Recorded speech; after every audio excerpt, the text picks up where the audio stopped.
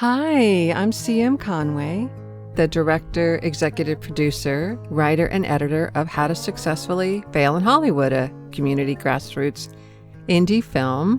I co-star in the film with actor Adrian Gilbert, and many wonderful actors are also featured in the film, backed up by a very talented crew.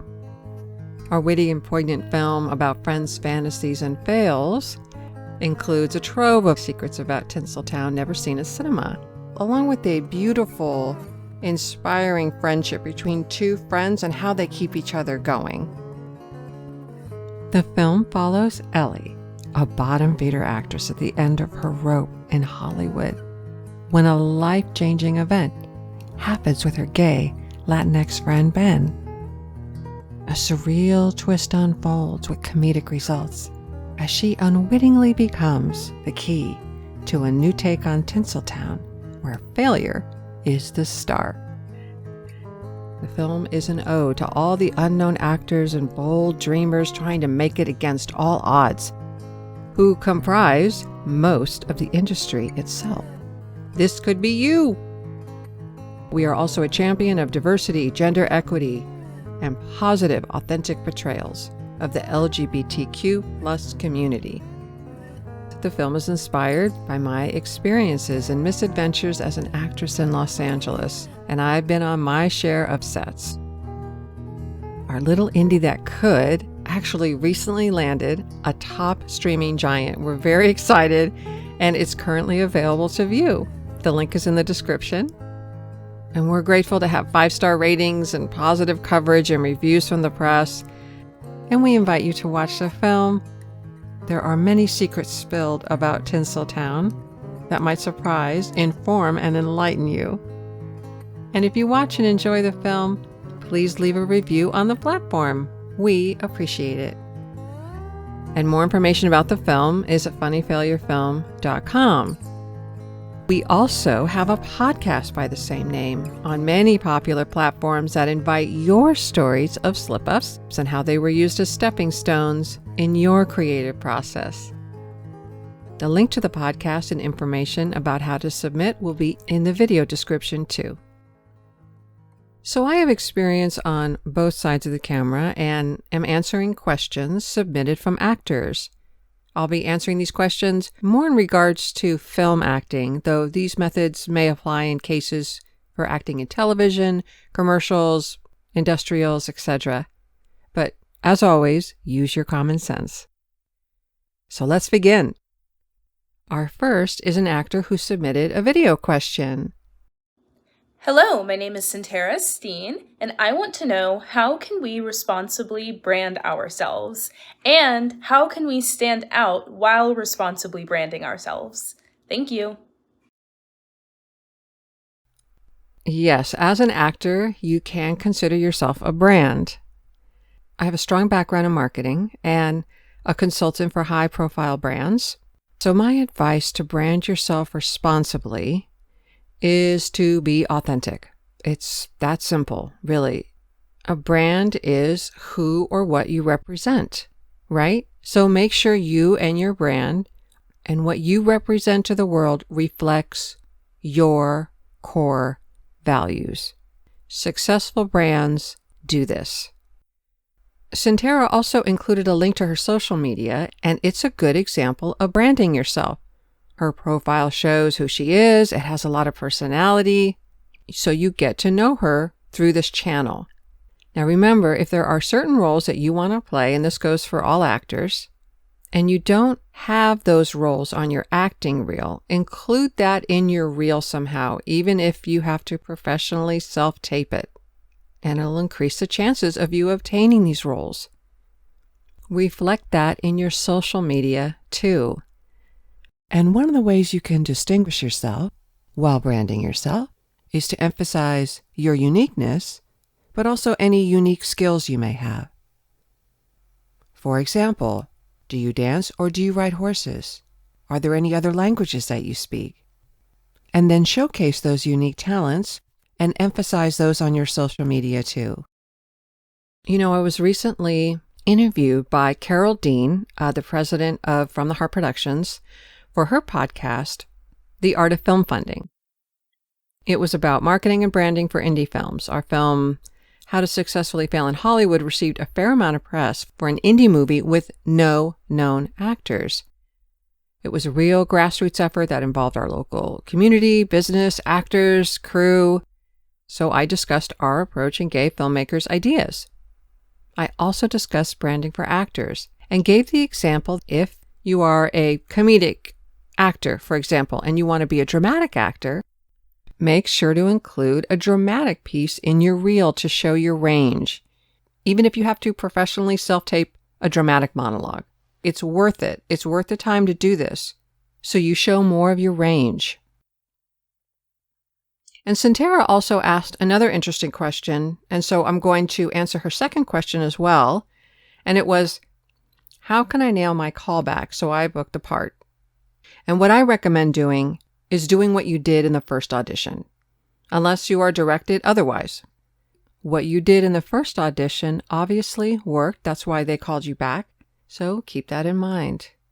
Those casting you like to see that you're a consistent performer. That is, being able to perform and keep up a performance take after take after take after take, especially for commercial and television auditions, where there's usually a tighter production schedule.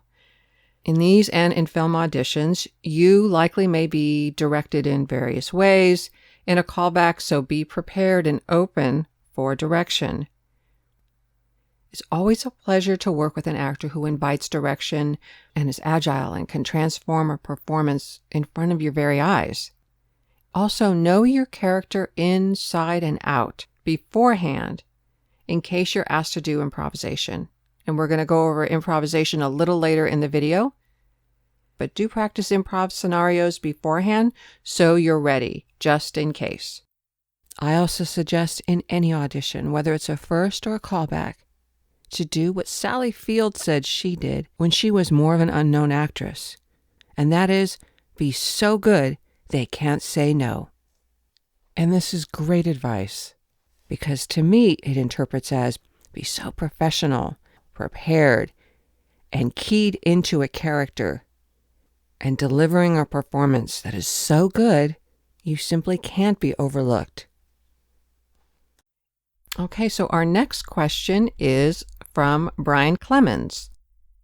And he asked a couple good questions, so I'm going to go over those two questions too. So the question is, if I'm going to do some improv in a line in an audition, is it better to do it on the first take, or should the first take be straight from the script and maybe improv on another take? So this is a question I see a lot. As a writer-director, I appreciate it when actors do the lines exactly as written. The first take should be straight from the script. If they don't ask you to improvise after the first or second take, you can always ask, would you like me to improvise? Make sure you prepare something beforehand, of course.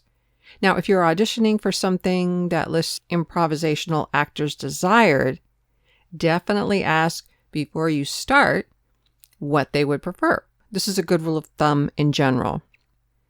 So a little note about improvisation. I remember attending a screening of the movie Doubt, and the director of the film was there, and it was a Q&A, I believe, and the director said, when actors come into the audition and they don't do the lines as written, it sounds like bugs on a windshield to him, because he wrote the script, and I can completely relate to this comparison. I've had actors do that in auditions where they're starting to just improvise the lines on their first audition, and they're adding lines that aren't there.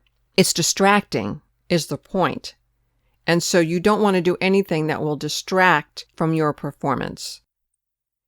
And Brian's second question is, what is the biggest issues with actors in auditions that you just don't understand from the director or casting agent's perspective? So I can't speak from the casting director's perspective. I can only speak as a director. So one observation and recommendation I can offer, above and beyond, of course, just being professional, is just for actors to get out of their own way. And what I mean by that is, when you go into an audition, when you go onto the set, you are there to inhabit a role. And as much as you can get out of your own way in doing so will be in your favor. So whatever work that you need to do, whether that's an acting class, whether it's personal work, in clearing whatever it is you need to clear, so you are completely available when you arrive onto the audition, when you arrive onto the set, to do the work that is asked of you, being able to get yourself in a place where you can do the work at hand. And sometimes maybe you haven't had a good day, maybe there's things on your mind, and so when you get to the audition, you don't want to carry any of that in there. Because as an actor, you are in a very unique position. If you are carrying some of your day or carrying some of these thoughts, as an actor, you may be transmitting that unintentionally on camera, in a character, and it may not be part of the character. Now, if it's part of the character, use it. And also being very available for direction. So say you've had a certain concept in your mind of a character, and then you go into the audition, and suddenly your concept is just not what the casting director or the director is wanting. So you have to be able to scrap that in a second and then deliver. So be very present, be very prepared, and be very available. And those three qualities, if you bring that into any audition, any set, it will be appreciated and it will be noticed. It will be noticed. So all these elements are completely within your control. And so focus on what you can control and don't focus on what you can't. Just on a side note, to read the room in an audition and observe social cues. So does the person auditioning you want to chit-chat and get to know you, for example? Or do they want you to do the scene professionally and nicely leave? Are they busy or do they invite conversation? Read the room. All right, so here's a question regarding improvisation from John Carlson. And he asks, after doing the lines verbatim, do directors appreciate a little improvisation? So we have a bit of a theme. And I would say yes, directors and casting directors, they do appreciate improvisation when asked. And definitely prepare to improvise, but only improvise when asked. Otherwise, do the lines verbatim, or you may risk offending the writer or director or a producer who may have had a hand in the script, and they spent a lot of time and thought crafting what you're saying. And whether they're there in person or viewing your video submitted to them later, make their words sing. Pretend in your head that you wrote it if you have to, because you don't want to do anything that will put a barrier between you and whoever is casting you. The odds are already stacked high against you as an actor, especially if you're an unknown actor. As mentioned before, just simply ask what they prefer. And this leads me to share this clip of an actor in our film, Harris Warren. We were being interviewed by NPR, the local affiliate KRCB. The journalist interviewing us was Noah Abrams. So this was during a press interview, and Harris, who plays Harry in our film, shared this spontaneous, interesting story, how improvisation actually helped him get the role. So here's the clip, and I'll let him tell the story. Very interesting. So I was really nervous about the first audition that I had with CM and Angelica. And I went in and I felt prepared. I felt like I had done all my lines and all that. And then I go in and I completely blank on all of my lines. And thankfully, CM and Angelica were nice enough to sort of let me sort of do some improv with it. And that improv moment gave me that second chance, gave me that confidence to sort of get into that character. And I really love improv, and it was right in my wheelhouse. And so it was really fun to jump in there. But to have that second opportunity, to have that additional chance to jump in, gave me additional confidence. And now I bring that to all of my acting roles. So thank you for that. CM, it was wonderful to have that second opportunity when I clearly blew the audition right from the beginning. What was really interesting is he had to do something very, very complicated in the audition. And when you see the film, you'll see that he has to switch between this very, very interesting dynamic that happens in the industry, and that's all I'm going to say. So he had to do something very, very complicated that's very, very difficult to do without overdoing it. So this story is a really great example of having improvisation in your wheelhouse, as in you can show your range, and it also shows you can think on your feet. And that's a great skill to have as an actor. The next question is from Chris Ramos, and he asks, what kind of actors are you looking for? So when we're casting for projects, we always look for actors who are professional, prepared, and they have a strong work ethic. And quite frankly, are good people. Shoot days are long. You want to be around people that you want to be around. And also, they have the ability to completely inhabit the role that they're portraying. And that just takes a lot of preparation and a lot of work on the actor's side. And of course, ask the questions you need to ask to prepare for your role to whomever is casting.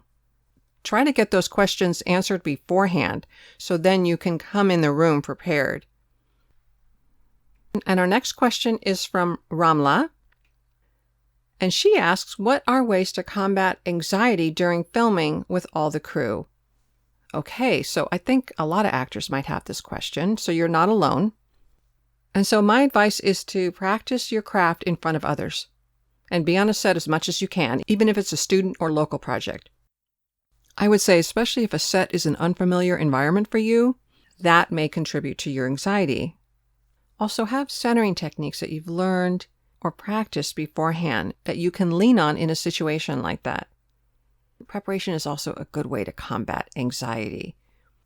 Some actors, when they get nervous, they can't remember their lines. So I recommend knowing your lines cold. That way, it will lessen the chance of this happening and contribute to your anxiety.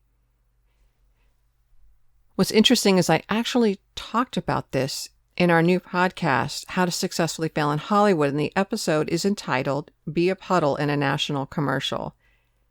And it discusses this very dynamic and what to do. It also may be very helpful to focus on your character and your character's intention in the scene. Put your focus on that, and that might help. Okay, so we have an anonymous question, as we gave actors a choice to list their name or be anonymous. And the question is, acting in an audition on set and knowing my craft. So this was a general question, but I decided to answer it because it mentioned how to know your craft. So the best way to prepare for an audition or being on set is to know your character, intention, the scene, the circumstances, the setting, the overarching themes, and the characters and the story and the tone of the script. So all of that and more is part of your preparation. And the best way to know your craft is to study it. There's no shortcut around that. To study acting and consistently practice it. But I recommend receiving feedback by a respected professional or teacher to hone your craft and learn how to take direction and create a character. Sometimes you're co-creating a character with the director, the writer, the director-writer, the director-writer, producer, whomever. And it's good to learn to practice on how to do that. Check out well-reviewed classes in your area, for example, or ask fellow actors what classes they recommend. Prepare, practice, and you're on your way to being a professional. Our next question is from Simon Kayama. I hope I'm pronouncing that right. And Simon asks, I want to be an actor, and how do I book roles without an agent? So there are many industry trade papers in print and online that you can access that have casting notices. So that's one suggestion. There are also online casting platforms for actors that are either free or reasonably priced that also list projects, and sometimes you can actually filter them through location to projects in your area. I've also seen notices in acting and filmmaking groups on social media. I would encourage you to look up groups in your area that either meet in person or are online, as sometimes they list upcoming roles. Sometimes these are fellow filmmakers, these might be your peers, and you get to know fellow creatives in your field. And so just in general, I would suggest getting on a set if you haven't been on one before. even if it's on a local or student project. For example, as a production assistant, background artist, or if you can, book a role as an actor, so you can get a taste of the commitment and time involved. So our next question is also an actor who preferred to remain anonymous. And the question is it necessary to do a pre-audition when requested? And so I believe this person is referring to what's also called a pre-screening. And it's not necessary, of course, but it's highly suggested. So a pre-audition or pre-screen is an opportunity to meet a casting director or an industry professional and become acquainted. Even if you're submitting online, you are given an opportunity to show more of who you are, your work, your professionalism, your work ethic. So I would say make the most of an opportunity like this. It may open more doors and you never know. So our next question is from a voiceover artist. And she submitted her question via audio, so let's take a listen. Hello, my name is Meg Carlo Kudrick, and I am a voiceover artist working in the industry for about 15 years. I've had a good amount of success booking work on my own, but haven't been able to secure an agent. I'm wondering the best way to go about doing this. Do I submit a reel of my existing work, or do I produce a demo that shows diversity of things like animation and character voices and jingles? I want to avoid being pigeonholed into just the work that I've done in the past, like retail and fragrance, and to be considered for a diverse range of work. Can you give me any suggestions? Thanks so much for taking the time to answer my question. I really appreciate it. First of all, congratulations on garnering much of your own work. That is a good thing. And I understand your concern about being pigeonholed. Though I will say that if you're applying for an agent, especially in a larger, more well-known agency, they do want to know your strengths and where to submit you. So I would emphasize these strengths, the spots you're already garnering work in. And you might be filling in a certain type that they need in voiceover. And knowing that you already have garnered a lot of work within that category will be appealing to them. So my suggestion is enter into the agency with that type and then try to diversify once you're represented by the agency. And also diversifying is always up to you. You can always be doing these projects or creating these projects on your own. For example, if you have a strong commercial category, and you want to do more character animation work, create a reel of those animated characters and voices. And once you're represented by the agency, you can revisit your animated and character voiceover reel. That would be a separate audio reel than your commercial reel. And if you enjoy doing that work, do that work, even if it's creating your own project.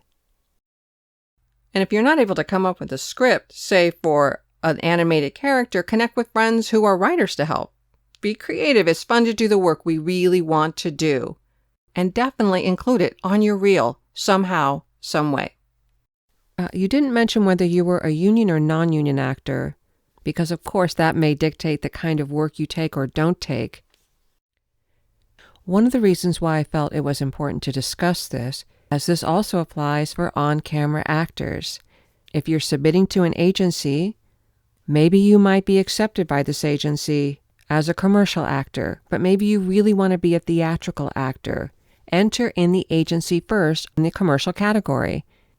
Then once they get to know you, and you've been developing your theatrical reel, it'll be much easier to diversify once you're already represented by the agency. My recommendation for finding an agent is, do you have any friends that are currently represented? See if they may be willing to refer you to their agent.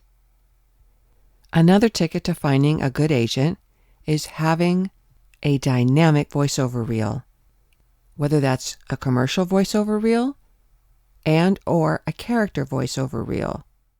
The reel needs to be a stunning showcase of your work, has a great momentum to stick out amongst all the other reels they may be hearing that day. Sometimes an agent or a casting director only has limited time. They may only be listening to the first 15, 30 seconds or a minute of your reel. Make sure all your best samples are at the beginning. Our next question is anonymous. Is it normal or expected to pay fees when obtaining a manager or agent? For example, website submission or service fees. So I'm going to be really clear in my answer about this. Never pay an agent or manager these kinds of fees. Any professional manager or agent wouldn't charge fees. So check to make sure the agent or manager is licensed. Agents and managers receive anywhere from 10 to 20% commission when you book the job. That's how they get paid. And our last question is also anonymous. What headshot tips do you recommend so my photo stands out? Depending on if your headshot is for a commercial, theatrical, or modeling shot, that would be a little bit of a different answer for each one. But for all of them, it's all in the eyes. Everything in the photo should be enhancing you. It shouldn't be distracting from you. So make sure it's a professional shot. And if you can't afford a photographer, see if you have a friend who's talented at taking pictures and follow the tips that I'm going to be mentioning.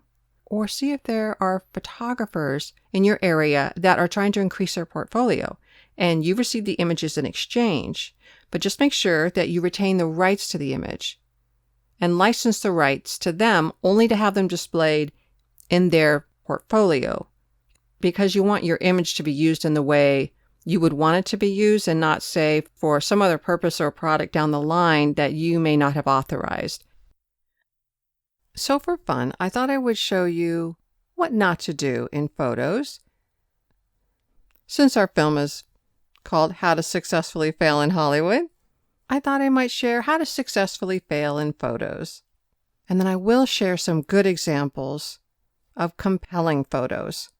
So because I love dogs, I thought I would use dogs as our models in these photos. Now, of course, these are fantastic, adorable photos of dogs, but they are modeling what you might not want to do in your own headshot.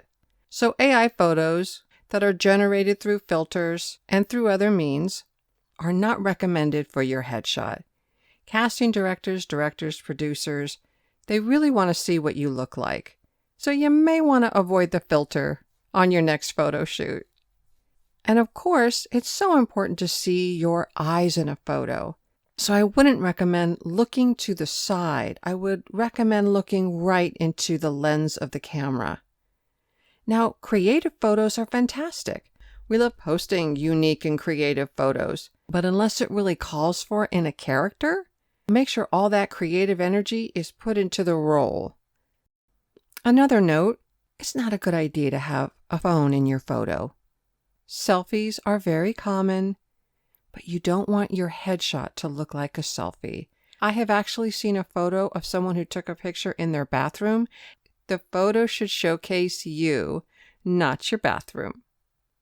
And since it showcases you, it shouldn't be showcasing your phone.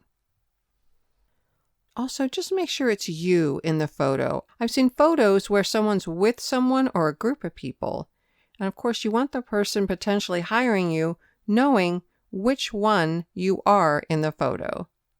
Now, nature shots are great. I love nature.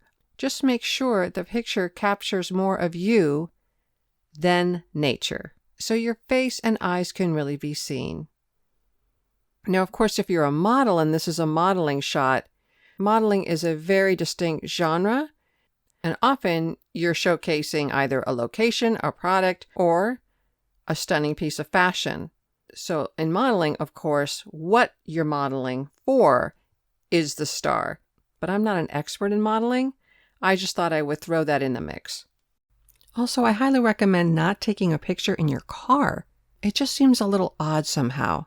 It always seems like someone might be planning a getaway or something in the car. It's like, why are they taking a picture in their car? I also suggest not having sunglasses over your eyes in your photo. I've seen a number of photos with actors that have sunglasses, and I'm thinking the key feature that engages the viewer is being covered. Don't cover your eyes. So now I'd like to showcase some really nice shots that really draw you in. And remember, Photographs are often the first thing that either a casting director, a producer, or a director might see. It's the first thing they may experience of you, even before seeing your reel. If it's a project where a lot of people have submitted for the role, your image might be among a page of thumbnails, and you want it to stick out, like these photos. And you might notice in these photos there's a common theme. They draw you in, the eyes are captivating, so depending whether you're submitting for a dramatic role, a comedic role, a commercial role. And these are stock photos, but each of them have a unique quality that really showcases the talent in them. And you get an idea of who this person is just by a compelling image. And you'll notice everything within the photo enhances the talent. So these were just photos that drew me in. They might draw you in. And of course, casting directors, other directors, and so forth, they have their own tastes, but it does give you an idea. And if it's for a particular role, and the role has a particular quality, make sure your headshot represents that quality. So this also applies when you're self-taping. Make sure you have a background that's either neutral or non-distracting. And that includes in the color of your background. Make sure nothing distracts from you. Sometimes if you have a bright or vibrant color, that might distract from you. Make sure you come through. So thank you to all the actors who submitted questions. It's very brave, and I'm certain there are many actors out there that have your same questions. So thank you for putting yourself forward and asking them. And remember, and it bears repeating, do what it is you really want to do. Because why are you here unless you're doing what it is you really want to do? And if you're not getting auditions or the roles that you want, I'm a huge fan of doing it yourself. So whether you're doing short films, smaller projects, self-taping a monologue for yourself, putting it on your reel, do it yourself. Do what we did. Create your own opportunities. You never know where that might lead. And if you're doing what it is that you love to do, you've already won. If you have any questions, feel free to put them in the comments below, and I'll try to answer them in the comments or make another video and address those questions. Thanks so much, everyone.